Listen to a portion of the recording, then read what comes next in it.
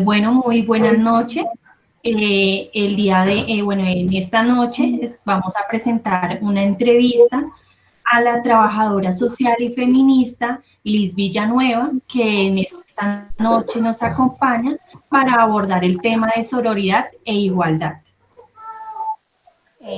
Bueno, buenas noches. Mi nombre es Claudia Paola Martínez. El de mis compañeras es Angie Rojas, Carolina Ruge, Sandra Vivas y Diana Ferreira. Nos encontramos como dijo mi compañera, con la trabajadora social Liz Villanueva, quien nos dará a conocer la importancia de la sororidad e igualdad de género desde su perspectiva laboral y personal. Entonces, bueno, vamos a empezar como con una serie de preguntas. La primera es, ¿qué es la sororidad y cómo consideras que se aplica en la actualidad? Bueno, respecto a esa pregunta, digamos que vale también hacer como un poco un recuento, ¿no? De dónde surge este concepto como tal, y es que el concepto tiene pues como tal un origen inglés, ¿no? Que en inglés es sisterhood. Se creó alrededor de los años 70 más o menos, y al momento en que logramos traducirlo pues al español, lo hace precisamente una académica mexicana que es Marcela Lagarde. ¿Por qué digo que es importante hacer un recuento histórico? Porque pues claramente necesitamos como contextualizarlo un poco para saber lo que realmente significa y cómo al día de hoy pues lo podemos aplicar pues tanto a nuestra cotidianidad como pues ya a otros contextos más globales. Para mí, en lo personal, sí, que tal como entendí la pregunta, pues ya un poco más subjetivo, pues para mí la sororidad es una apuesta política, sí, es una apuesta política y eso lo he venido entendiendo a lo largo del tiempo, desde el que me comencé a denunciar como una mujer feminista, claramente.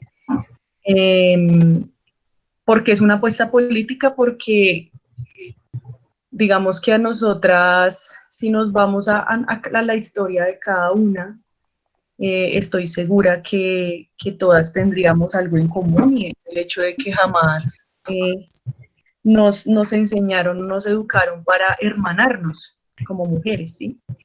De hecho, nos han educado de una forma contraria.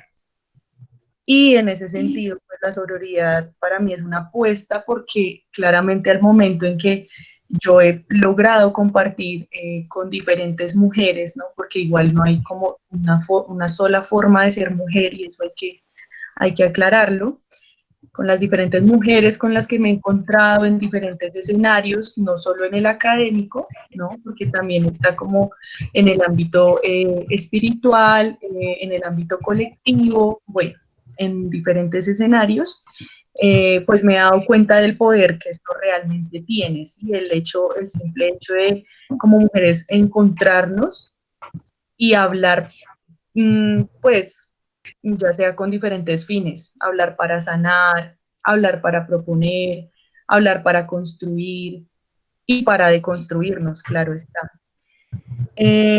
Sin embargo, yo digamos que sí me gustaría compartir un poco las discusiones que yo vine como acá repensando en este tiempo, y es que, claro, digamos que la sororidad también no podemos negar que está en el marco de un cierto tipo de feminismo, ¿no? Que pues podríamos entenderlo como el feminismo occidental, el feminismo blanco, por decirlo así. Y eso que implica pues que nosotras también como mujeres blancas, pues con unas características puntuales, mujeres de clase media, mujeres académicas, pues asumo que acá quienes estamos de alguna manera tenemos un privilegio, que es el poder acceder a la academia, ¿no? Bueno, una serie de privilegios y características que hacen que nosotras podamos hablar de sororidad, que podamos enunciarnos desde allí. Pero pues eso no implica que desconozcamos, o sí, que desconozcamos que hay otras luchas, ¿no? Y como lo dije ahorita, hay muchos tipos de mujeres y en ese sentido, digamos, los temas que vamos a tocar hoy, como es la sororidad o la equidad de género, pues no a todas les atraviesa, ¿no? Porque, digamos, a las mujeres indígenas tienen otras luchas, las mujeres negras tienen otras luchas, y pues en ese sentido también, como que es importante enmarcar de dónde surge la sororidad, digamos, a qué tipo de mujeres atañe el término, pues como vuelvo y lo digo, no a todas nos recogen, no todas las mujeres se sienten recogidas en ese término, pero yo, pues, en mi personal, sí he vivido la sororidad me ha atravesado, la he logrado entender, la he interiorizado con mis amigas, hermanas, con mi madre, bueno, con las mujeres que me rodean, y pues podría decir que, pues que si todas las mujeres pudiéramos ser sororas, obviamente muchas cosas cambiarían, ¿no? En términos sociales. Y yo creo que hasta ahí podría ir para ir de pronto profundizando en las siguientes preguntas. Listo, Liz, muchas gracias. Bueno, la otra pregunta es, ¿sabes algún tabú al que se enfrenta la sororidad? Bueno, respecto a esa pregunta, pues digamos que sí, me surge un poco la duda. No sé, o sea, pues porque el tabú se entiende como algo que es extraño o bizarro, ¿no? Que no es pues tan común, pero yo creería que no. Es que digamos que respecto a esa pregunta, se me ocurre que podría enfrentarse a un tabú en términos de, no sé, cuando ciertos hombres, porque me ha pasado, ven a mujeres reunirse y mujeres que son pues bien brujitas y mujeres que quieren como hablar en términos de, no sé, plantas medicinales, hablar pues de toda esta ancestralidad que nunca nos enseñaron, y para ellos eso es un tabú, o sea, pero ya a mí, o sea, digamos, para mí como mujer, no siento que la sororidad se enfrente a un tabú, siento que personas externas podrían más bien ver esto como un tabú, ¿sí? Pero respecto a mí, como en lo personal, no siento que la sororidad se enfrente a un tabú, de hecho tiene que ser algo político, es decir, la sororidad tiene que hacer parte de nuestra cotidianidad, tenemos que hacerla nuestra, tenemos que interiorizarla, porque al igual que los diferentes tipos de feminismos y demás, he venido pues aprendiendo en este tiempo, leyendo diferentes mujeres y es que sí, llegó a la conclusión que la sororidad pues no se hace desde la academia, la sororidad se hace en lo cotidiano, ¿sabes? Como desde las mujeres con las que vivimos, convivimos en adelante. O sea, es en el hacer y en la acción desde la cual podemos materializar todo lo que pues, los feminismos nos dan, nos posibilitan, todo lo que nos permiten ser sí, y aprender. Eso sería.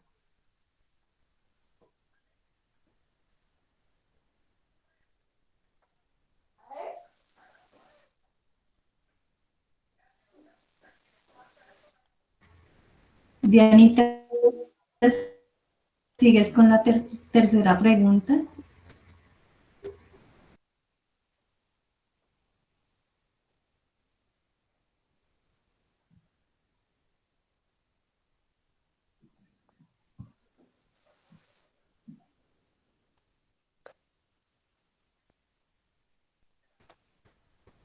Diana,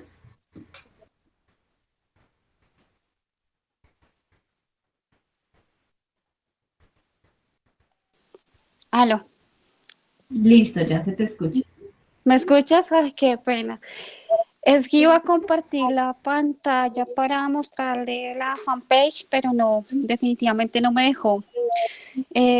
Pues te queríamos decir que nosotros tenemos una página de fanpage donde teníamos como objetivo mostrar algunos movimientos que se han generado en distintas partes del mundo, donde mujeres entre videos, historias y hashtags, música y acciones cotidianas y colectivas, pues enfrentan la denuncia contra la equidad de género.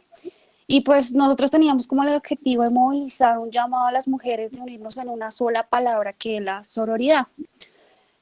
Yo quería preguntarte, desde tu experiencia profesional, ¿cómo se promueve la sororidad y la equidad de género? Vale, o sea, sería respecto a mí como, digamos, Como, como en la trabajadora social. parte, sí, como en tu parte ya profesional, ¿tú cómo haces para que las mujeres, nosotras, podamos entender simplemente qué es la palabra y cuál es su objetivo principal? Bueno, digamos que respecto a, a eso, me podría remitir un poco a mi última experiencia, que pues fue realizando mi tesis de pregrado, pues porque es mi experiencia más próxima y creo que desde ahí podría como un poco materializar cómo se logró la sororidad. Yo trabajé con mujeres que fueron, o bueno, aún son, en términos jurídicos, aún son víctimas del conflicto armado, ¿no? Y trabajamos con una institución feminista que se llama Cisma Mujer. ¿Mm? Digamos que desde ahí yo, junto con mi compañera, que se llama Angie, pudimos promover, bueno, de alguna manera se movilizaron muchas cosas, fue muy bello el proceso, pero pues respecto a la sororidad, pues podría decir que se promovió de nuevo en el hacer, es decir, primero nosotras, para poder realizar ese proceso y para que fuera exitoso, tuvimos que hacer todo un trabajo de pronto de introspección y decir, bueno, nosotras tenemos que bajarnos a veces como esa posición academicista de que somos quienes vamos a enseñarle a las diferentes comunidades pues ciertos temas y demás, porque pues irónicamente al final del trabajo evidenciamos que fueron esas mujeres quienes nos enseñaron a nosotras muchas cosas, ¿sí? Claro, nosotras aportamos, no sé, técnicas que nos ha enseñado la facultad como tal, aportamos cierto conocimiento para poder leer lo que a ellas les sucedió, ¿no? En términos del conflicto armado, y pues nosotras lo podíamos entender ya situándolo históricamente y bueno, todo lo que implicó el ejercicio académico. Pero es que en últimas, me atrevo a decir que los momentos más trascendentales y que realmente enriquecieron el proceso fueron los momentos en que todas como mujeres entendimos que nos atravesaba claramente, nos atravesaban ciertas violencias por el único hecho de ser mujeres, ¿sí? Y partíamos desde ahí, claro, entonces ya se eliminaba un poco esa distancia entre nosotras somos las estudiantes y ustedes son las mujeres víctimas, no. Dijimos, acá todas somos mujeres, a todas nos han atravesado ciertos tipos de violencias desde pues, lo patriarcal, y qué bonito sería que entre todas pudiéramos sanar esos dolores de los que no hablamos en la vida diaria, ¿sí? Ahí creo que se logró materializar la sororidad, porque al final del proceso, pues con estas mujeres tuvimos pues un vínculo afectivo muy bello, ¿sí? A lo largo del proceso hicimos como ciertos círculos de sanación, pues digamos que desde lo académico utilizamos técnicas como la cartografía corporal, la memoria sensorial, la memoria geográfica también, porque pues venían de diferentes territorios cada una de ellas. Y creo que esa fue la experiencia profesional más, como más simbólica, más significativa que yo he logrado tener, porque eran mujeres y no solo ellas, sino nosotras también decíamos como es necesario crear más espacios en los que la gente pueda hablar, ¿sí? Porque la gente tiene mucho que decir, pero hay pocos oídos para escuchar. Y pues obviamente ya es el trabajo social, lo primero que a uno le enseñan son esos principios de la escucha activa, de la receptividad y demás, y realmente sí es necesario, o sea, nos dábamos cuenta que con el simple hecho de vernos 2 horas y hablar y soltar como todas esas cargas que cada una traía de, pues, del pasado, ¿no? Era necesario sanarlas y pues llorarlas si era necesario. Entonces, siento que así es como se promueve la sororidad. No creo que se pueda promover de otras formas que no sea desde los vínculos o las relaciones de confianza. Se me hace como imposible pensar que la sororidad pudiera generarse desde, no sé, algo formal. No, no me lo imagino, no me lo imagino porque siento que en la medida en que comprendemos que la sororidad nos atraviesa, atraviesa nuestros cuerpos, nuestras vidas, nuestras historias, pues asimismo es necesario hacerlo, mm, digamos, de corazón a corazón, pues. Y todo eso es político, claramente, porque digamos que algo que muchas personas no entienden es que uno empieza a hablar de la emocionalidad y de todo lo que implica y creen que nada tiene que ver con lo político y de hecho lo personal es político, ¿no?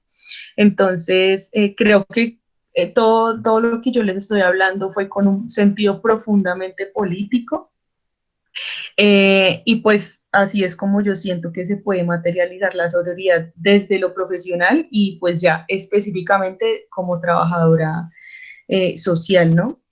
Respecto al otro concepto que es la equidad de género, pues siento que, claro, ese concepto ya es un poco más formal. Yo podría entender ese concepto en términos como más institucionales, ¿no?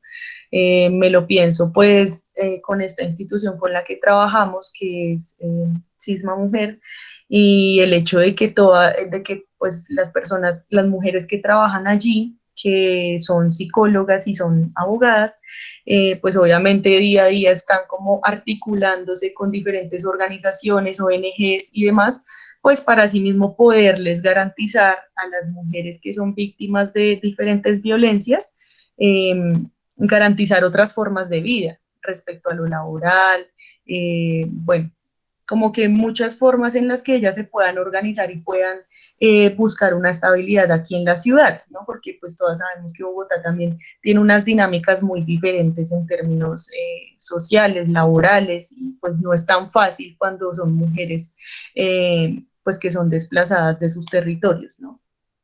Pero siento que esa equidad de género se podría lograr un poco más en términos, no sé, como laborales, como en la paridad respecto a la academia, por ejemplo, que no sé, nosotras como mujeres pudiéramos acceder a escenarios en términos académicos en los que los hombres son los que han estado históricamente, ¿no? Y eso lo sabemos todas. Bueno, de trabajo social, pues no es la misma historia porque pues nuestra carrera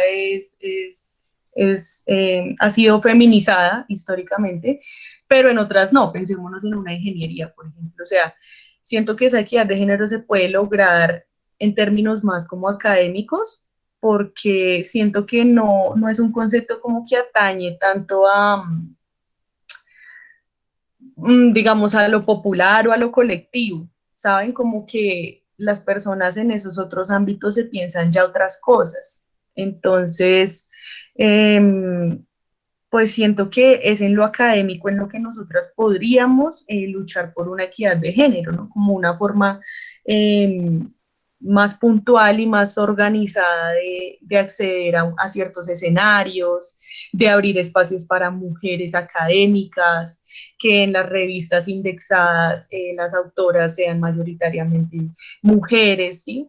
Porque pues también tengo como ciertos conflictos, o sea, digamos, equidad me lleva a mí como también a pensar lo que significa la diferencia, la igualdad, la paridad, y no sé, o sea, siento que este concepto de la equidad de género proviene mucho de nuevo como ese feminismo occidental y en últimas hay otros feminismos que pues que en últimas no buscan ser iguales a los hombres, o sea, hay feminismos que trascienden más allá de eso, hay feminismos que se piensan en comunidad, hay feminismos que ni siquiera se piensan esta división sexual o de género, ¿no? Porque son cosas diferentes. Hay feminismos que se piensan también pues con los hombres, pero no solo con los hombres, sino con las niñas, con los niños, con los jóvenes, con los adultos mayores, o sea, como todo en comunidad. Y pues yo me recojo un poco más desde ahí, como que no, como que, digamos, desde todo lo que he aprendido y desde mi postura política, no me di cuenta que no aspiro a una igualdad con los hombres, porque siento que en ese discurso se seguirían reproduciendo muchas cosas que son un poco problemáticas y que se podrían reflexionar pues en otros momentos, porque pues no son tan fáciles de como de entender y de interiorizar.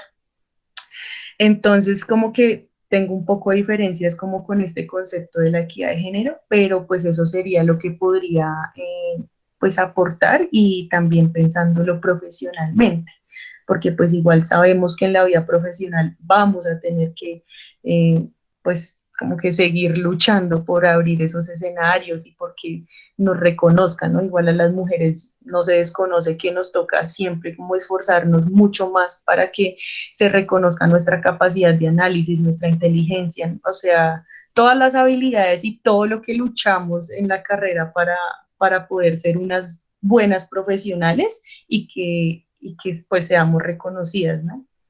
Y eso sería, yo creo, respecto a esa pregunta. Listo, muchísimas gracias, Liz, por tus apreciaciones, son muy valiosas, nos dan muchísima información sobre toda la parte de sororidad. Y pues la cuarta pregunta que te queríamos hacer es qué pautas nos puedes indicar para que las mujeres seamos más sororas entre nosotras, entre todos los ámbitos, en el social, en el cultural, en el profesional, ¿qué pautas nos puedes indicar?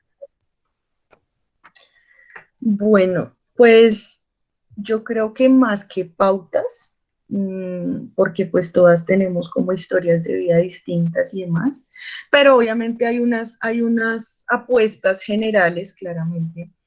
Eh, y siento que, como lo dije antes, yo creo que cada una y cada uno pues podría empezar desde su entorno más cercano, ¿sí?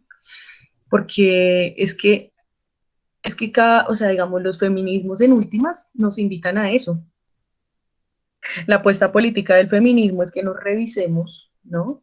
Y revisemos que lo personal en serio es político, ¿sí? Entonces a mí de nada me sirve estar hablando aquí de la sororidad y demás si yo en mi vida cotidiana, en mi intimidad, pues no lo aplico. Creo que no sería muy coherente, y pues los feminismos nos enseñan a eso, que por más difícil que sea, ¿no? Porque no es fácil, es decir, no es fácil salir de estas estructuras patriarcales y tú ya el día de mañana pues amar a todas las mujeres, ¿por qué no? O sea, eso también sería tener una visión muy idealizada de las cosas. Yo tuve una experiencia hace poco que digamos que estaba como en esa etapa en la que creí que todas las mujeres eran bellas y hermosas y sororas y amorosas, y no, o sea, eso no pasa, ¿sí? Y creo que también hay que salir un poco de esa idealización, porque pues estaríamos como malinterpretando lo que es la sororidad, no. Uno también tiene que reconocer que el simple hecho de que tú seas mujer, entonces ya yo te voy a amar y te voy a compartir. No, no, porque es que hay mujeres racistas, hay mujeres xenófobas, hay mujeres como Marta Lucía, la vicepresidenta. Entonces, hay mujeres como ella, o sea, vámonos a lo puntual. Vámonos a un ejemplo muy puntual, y es que hay mujeres como Marta Lucía, o como María Fernanda Cabal, que yo jamás voy a amar, o sea, y es mujer, y entonces no por eso ya todas somos hermanas y nos amamos, no. Creo que eso es una idea muy idealizada, y también hay que un poco salir de esa noción. Yo creo que lo que uno puede hacer para empezar, nada, algo muy básico, pero que a la vez es muy complejo, y es como reflexionar y evaluar cómo están siendo cada uno de mis vínculos, no solo afectivos, sino cómo yo, o sea, cómo yo me estoy dirigiendo a las personas que me rodean, ¿sí? Y pues bueno, ya cada una verá si lo quiere pensar no únicamente frente a las mujeres, o si lo quiere pensar también respecto a, a referentes masculinos como su papá, su tío, bueno, cada quien, porque es que es un proceso muy personal, muy subjetivo, ¿sí? O sea, no hay unas pautas, el feminismo no trae un manual, o sea, eso sería un error pensarlo porque cada quien desde su propia experiencia va construyendo lo que va comprendiendo del feminismo y cada quien a su tiempo, en su proceso, sin sentirse presionada ni juzgada, porque eso no es fácil, o sea, hay mujeres que aún es como, no, es que a mí me da como cosa decir feminista porque dirán que yo soy muy radical y ay, no, es que hay cosas que yo no comparto, está bien, o sea, cada quien tiene su proceso, hay miles de feminismos, así como hay miles de mujeres y ya cada una pues sabrá desde cuál se siente más identificada, como más reconocida, más recogida. Pero siento que eso es lo importante. Si yo me remito a mi historia personal,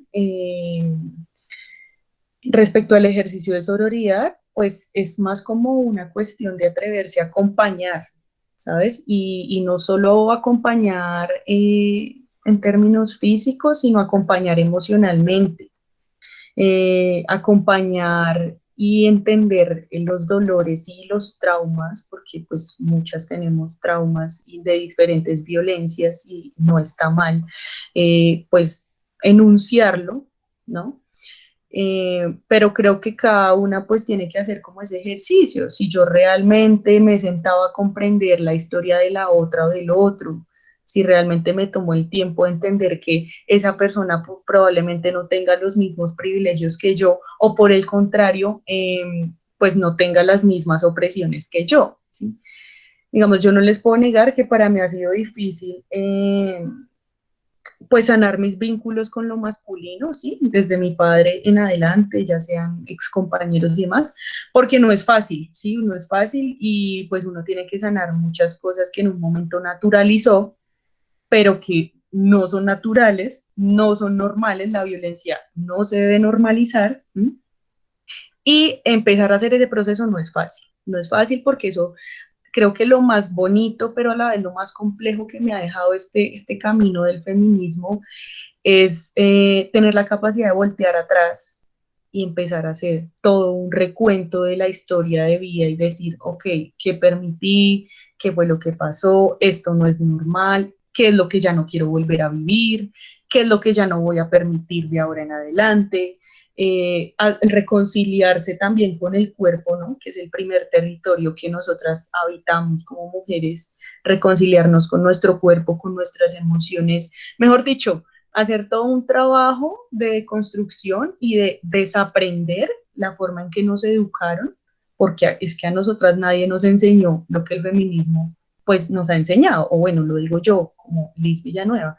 O sea, hasta el momento en que yo conocí el feminismo, entendí que me puedo perdonar, que hay muchas cosas que uno siente y que no está mal porque es un ser sintiente, ¿sí? Todo, o sea, empezar a despojarse de un montón de prejuicios, ¿sí? Y de muchas cosas que a ti como que te van envolviendo y tú ni siquiera te das cuenta cómo. Y obviamente no podemos desligarlo pues de todo un sistema capitalista que es el que también genera esa explotación sobre nosotras en todos los ámbitos, ¿no? Siento que eso es algo que hay que tener muy claro. Entonces, si hablamos de pautas, pues yo no diría que hay como algo pues establecido. Siento que es desde la historia de cada una y cada uno. Obviamente, pues si se puede colectivizar ese aprendizaje, mucho mejor. O sea, yo siento que obviamente es muy importante todo este aprendizaje personal, pero qué bonito es cuando uno colectiviza todo ese aprendizaje y entonces se da cuenta que no fui yo la única que vivió esto o lo otro y se empieza también a colectivizar la emocionalidad y se empieza a colectivizar lo político, ¿sí? Entonces, pues nada, como que el aprendizaje es muy dialógico, o sea, es tanto lo que tú aprendes personalmente, pero es también lo que uno va aprendiendo en colectividad, ¿sí? Porque creo que también es muy importante hablar pues, de lo que implica organizarse con las mujeres y colectivizar todo ese sentir y todas esas ideales pues, que tenemos como mujeres. Y ya, creo que eso sería por ahora. Bueno, Liz, y como última pregunta tenemos que si ha presentado o conoce alguna historia sobre la desigualdad o la equidad de género o entre mujeres que puedas compartir con nosotras. Pues yo creo que de esas tenemos un montón, o sea, siento que podría hablar también como de mi propia historia y demás, pero de momento se me quedó esta vicepresidenta acá en la cabeza, porque siento que ella es el fiel ejemplo de la desigualdad entre mujeres, es decir, Marta Lucía tiene unas condiciones de clase obviamente muy distintas. A esa vieja, ¿qué le va a importar lo que está pasando en el culo del mundo de este país? ¿Sí? O sea, a ella no le importa lo que pase con mujeres guayú, a ella no le importa cómo las comunidades en el Amazonas están padeciendo literalmente esta contingencia sanitaria. Bueno, al Centro Democrático en general no le importa, pero pues ya que hablamos de mujeres, pues obviamente ella es como esa fiel representación de que sí hay una desigualdad entre mujeres. Esto de la rivalidad, digamos que también lo he visto, digamos, desigualdad y rivalidad, siento que son cosas distintas.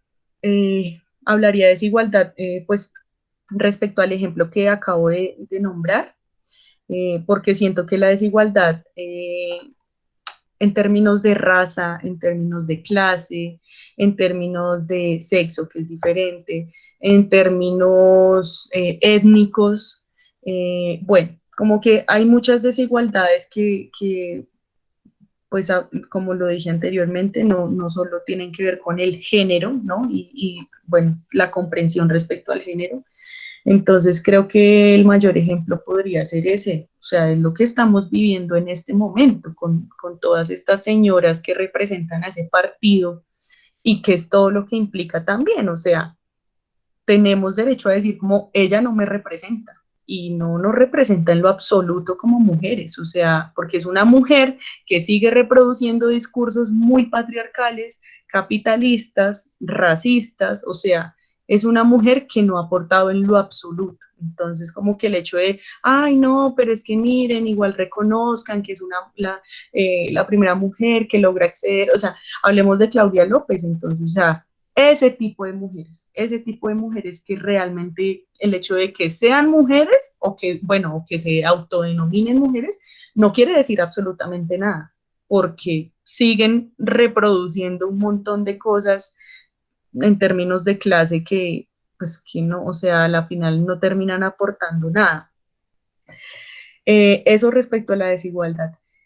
Y la rivalidad entre mujeres, creo que sí se ve y se ve un montón cuando uno se organiza políticamente. O sea,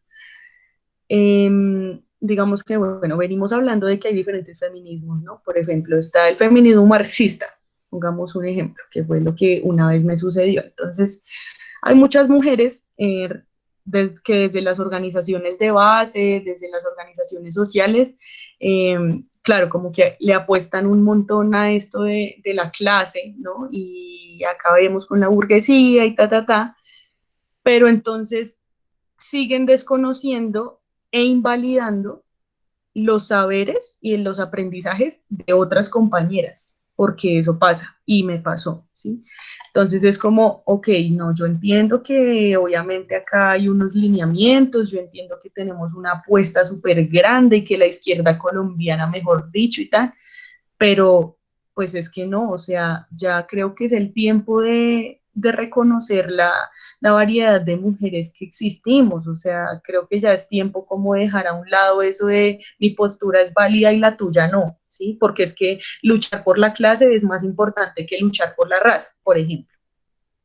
Pues eso ya no va, es decir, eso ya no va porque tenemos también que empezar por ese proceso de, bueno, el feminismo marxista empezó desde la Revolución Francesa, digamos que tomó fuerza con las sufragistas y demás, listo, uno no desconoce esa historia, pero ¿qué pasaba con las mujeres negras de acá, de Latinoamérica? O sea, como que hay ciertos feminismos que, claro, fueron importantes respecto al derecho al voto, bueno, como que muchos logros, ¿no? En términos políticos, pero no es suficiente, ¿sí? No es suficiente porque es que Latinoamérica tiene otra historia, tiene otras raíces, o sea, hay otras luchas, ¿sí?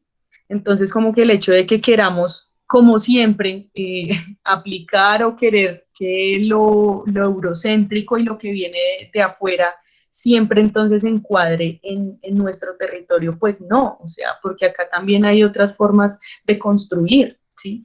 Acá se creó el feminismo comunitario, el feminismo decolonial. Entonces, digamos que eso pasa mucho en las organizaciones de base y es que las mujeres, no sé por qué, o sea, digamos que a veces no comprendo por qué querer tener esa rivalidad de mi postura es válida y la tuya no, y como que hablan mucho de que la diversidad y la diferencia, pero a la final no lo están aplicando. El discurso ahí es cuando empieza a ser incoherente, ¿no? Porque se queda corto y tienen una mirada muy sesgada, que es lo que pasa pues con las organizaciones de izquierda, o sea, entonces también pasa que hay mujeres que, no sé, tienen compañeros que son líderes de ciertos procesos, entonces ellas quieren pues también como que todas pensemos igual que el compañero, y no, porque es que eso también seguiría seguir reproduciendo unas acciones machistas que hace mucho los hombres dejaron de liderar muchas cosas, o sea, que a ellos aún les duela y no lo acepten es distinto, pero o sea, las mujeres también, hay muchas organizaciones que son únicamente de mujeres y pues, o sea, hemos logrado un montón de cosas en términos políticos, y entonces como que esto de seguir ahí aferrados a lo que, a complacer y que hay que el compañero y que es lo que ellos quieran y que ellos tienen la razón y ellos tienen la verdad absoluta, pues no. Entonces también es como pensarnos al momento de querer organizarnos políticamente. Me ha pasado que muchas mujeres, muchas, me dicen que ellas no se organizan y demás por eso, porque saben que hay una rivalidad ahí, porque se cansa, o sea, la gente se cansa y pues está uno o está una para decirles, no, pero sabes que hay otras formas de construir, o sea, si tú allá no te sentiste recogido, si tú allá creíste que tu palabra no valía, pues ven para acá y pues les enseñamos que hay otras formas de construir y de pensarnos, pues el país, si se quiere, ¿no? Como que hay otras formas de construir un proyecto político para el país y no tienen únicamente que ver con las FARC o con, bueno, otras organizaciones que también la gente idealiza un montón eso, o sea, la gente idealiza mucho a la izquierda en general, o sea, digamos, las personas que yo conozco idealizan mucho que porque entonces ella sabe de Marx y bueno, todo lo que implica, entonces ya, uff, no, o sea, lo mejor, vamos a transformar el mundo, la revolución es hoy, y no, o sea, no, eso realmente no pasa. También lo digo desde mi experiencia de vida, me costó un montón entenderlo, creo que uno idealiza muchas cosas que a la final no van, y pues eso también hace parte del proceso y también te ayuda a crecer un montón, ¿no? Entonces creo que respecto a la desigualdad y la rivalidad, diría eso por ahora. Bueno, Liz, ante todo, muchas gracias por estar aquí con nosotros. Como por último, quería hacerte una invitación. El 26 de julio vamos a realizar un taller donde a través de mi compañera Angie nos va a enseñar a realizar una mascarilla facial casera. Y a través de esa enseñanza de la mascarilla, vamos a hablar un poco con algunas mujeres que se conecten sobre el tema de empoderamiento femenino y sororidad. Entonces la invitación está abierta para que nos acompañes, es el 26 a las 4 de la tarde. Y de Vale, antemano, muchas gracias por estar aquí con nosotros el día de hoy. vale, muchas gracias, no, a ustedes por tenerme en cuenta y por la invitación, y pues igual para eso estamos, ¿no? En la medida en que podamos seguir construyendo entre todas, pues perfecto. Bueno, y ya como conclusión, esto, lo que se recoge de esta entrevista tan fructífera que nos brindaste el día de hoy, es que la sororidad es una construcción personal desde la reflexión, desde el perdón, desde el sanar, y también es una construcción colectiva para construir, para aprender a escuchar, para tener confianza en los demás, para encontrarnos a nosotros mismos y aprender de nosotros mismos. También nos enseñaste el día de hoy que la rivalidad es más de respetar el pensamiento, las diferencias, y no solamente eso, sino que aplicar diariamente lo que se piensa y lo que se dice, aplicarlo en la vida cotidiana, con las personas que nos rodean y formar vínculos fuertes y sanos con nuestro alrededor, nuestro entorno. Entonces, pues muchas gracias. El día de hoy hemos aprendido mucho gracias a ti y de verdad que nos ha servido a construir muchas ideas y más que ideas es fortalecernos y empezar, ¿no? Dar el primer paso para empezar con esa construcción personal y colectiva. Vale, Angie, muchas gracias. Muchas gracias a ustedes por el espacio. Igual, pues nada, como que siento que en la medida en que uno colectiviza la palabra, también vamos aprendiendo entre todas. Y pues nada, agradecerles y pues estaré pendiente entonces para ver si les puedo acompañar ese día, ¿vale? Vale, muchas gracias. Vale. Gracias.